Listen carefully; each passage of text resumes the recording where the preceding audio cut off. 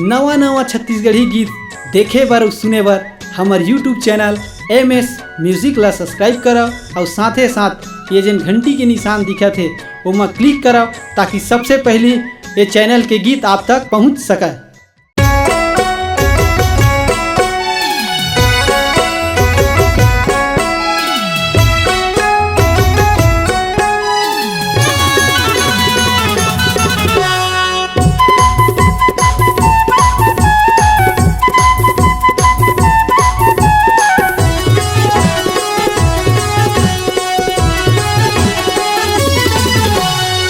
गजरा लगाबे गोरी बाल में दिल जोर ले, मोला सिखाबे जारे बाद में अपन सोच ले, तेरा सजाबे गोरी बाद में दिल जोर ले,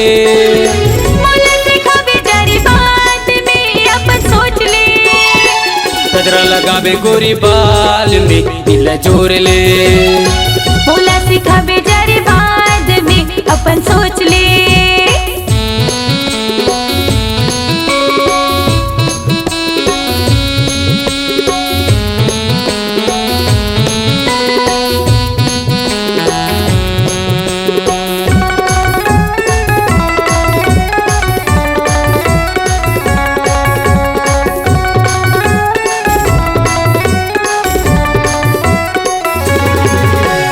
रूप के वो रानी मैं रूप के वो राजा, अरे चल दोनों मिल के हम प्रेम करब आजा।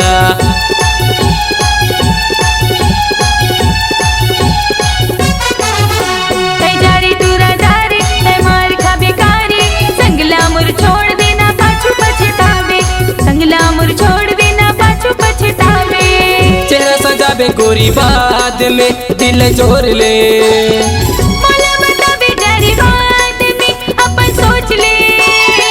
गजरा लगाबे गोरी बाल में दिल जोर ले, मोला सिखाबे जारे बाद में अपन सोच ले।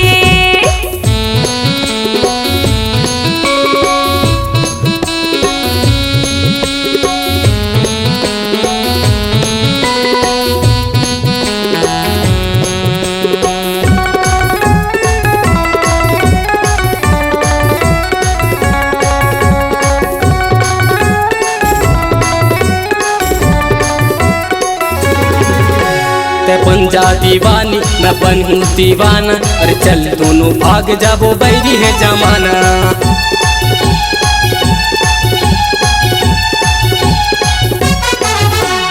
छोड़ मोरे साथ नहीं आवो तोरे हाथ, जारे तू राजा रे तै मान मोरे बात, जारे तू राजा रे तै मान मोरे बात, तेरा सजाबे गोरी बाद में दिल जोर ले,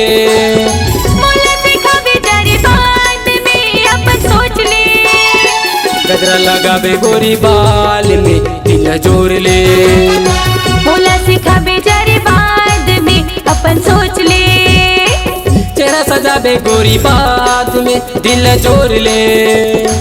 मोला बताबे जारे बाद में अपन सोच ले,